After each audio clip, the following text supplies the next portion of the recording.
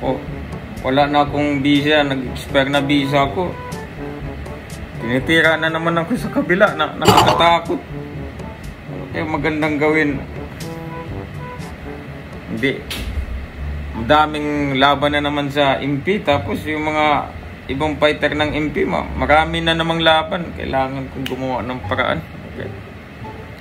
Tawagan ko si Kuya. Kuya, mag-live ako.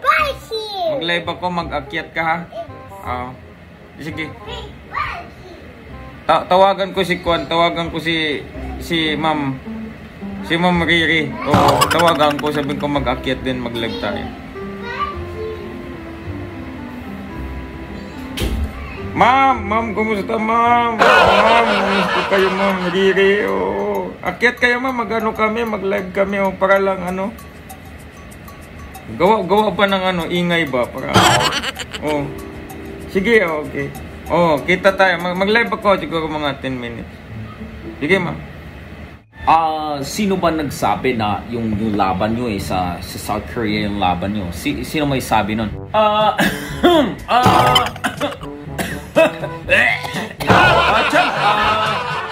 Yun na nga, kasi I received an email 2 months ago, no? At okay na yung laban, sabi nila dati, December 13, kala nga namin, undercard daw ng, pero hindi pala. Ngayon, so may mga option South Korea, Japan at Pilipinas, pero confirm na kasi naka-receive na kami ng email. Email, naka-receive na kami ng email. So confirm na, email na. Tapos sabi niya, mag-live na daw kami, mag-live stream na kami. Sabi nila, kasi ganun yung way namin Pag mag-a-announce kami ng laban, officially, live stream. Hindi yung traditional na mag-promoter ang magbabalita, tapos ipipick up ng mga mainstream pa to have official announcement. Hindi kami ganun, champ. Live stream, YouTube kami, YouTube. Okay na? Mga kaibigan, napaglaruan na naman ang boxing community ni Boy. Hindi na Boy Bisa, Boy TNT, mga idol, Sorry, kakaligo ko lang, magulo pa yung buhok ko. Mga idol, So, akala naman namin may bago, wala naman pala. Tapos sasabihin nyo, the information you are giving out was actually the same information that you had 2 months ago. Diba? Again, wala namang problema, Diba? People, don't get us wrong. Wala namang problema kung totoo. Pero, give us documentations or give the people proper documentation ng kiniklaim yung laban, okay? Yan ba ay promoter na nagsabi, nagpa-press release ba, pinick up na ba, i-disseminate na ba nila sa mainstream media para ibalita ng opisyal? O kayo lang nagsasabi? Sasabihin, hindi, naka-receive na kami ng email.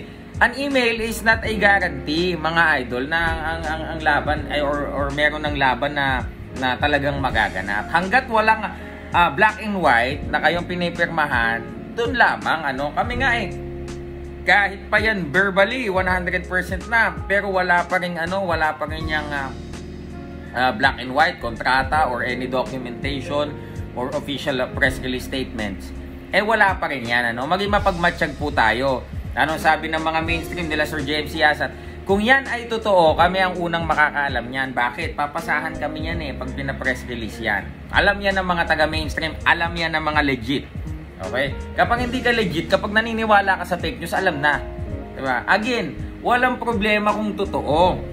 Diba? Ang question dyan, meron ba kayong dokumento na makapagpapatunay? Plus, o kayo na din mismo nagsabi, ayaw nyong pauwi ng Pilipinas kasi natatakot kayong harapin yung legal responsibility dito. Ngayon, ganito, kung South Korea or Japan ang laban, may visa, wala. May visa, di ba? Paano siya makakapagproseso ng Japanese or South Korean visa kung hindi siya pupunta dito sa Pilipinas? O, di ba, Pilipinas? Sagutin nyo nga.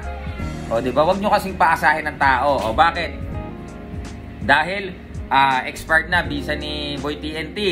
Gusto nyong ilihis yung issue, kala nyo hindi namin alam yan kasi natatakot na. Dahil nire-report na siya ngayon sa ICE. Pangalawa, dahil namamayagpag ang MP ngayon at ang daming MP promotions fighters na may mga laban world title. So gusto nyo din makisabay, you're trying to be relevant still. Again, hindi po masama sana, pero dapat totoo. Okay? Maglabas kayo ng dokumento na hindi lang yung sabi-sabi nyo. Hindi lang yung, okay na. nakag-usap na kami. Chika-chika lang yan. Kailangan merong dokumento. Kailangan maantayin nyo, pabayaan nyo ang promoter ang magsabi para hindi kayo nakukuryente at hindi din kayo nangunguryente. O, tinuturuan ko na kayo ha. Ganyan yan. O, sa mga vloggers naman, na yung iba ay talaga nagpapadala, maging mapagmatsyag, di ba? Sino yung source? May source ba? May sinabing source? Meron bang makapagpapatunay na iyon ay galing sa source o boka lang? So, yun po mga idol. Maging mapagmatsyag po tayo. So, again, Silver Voice TV, magandang araw po sa lahat. Para sa katotohanan lamang po tayo. Peace.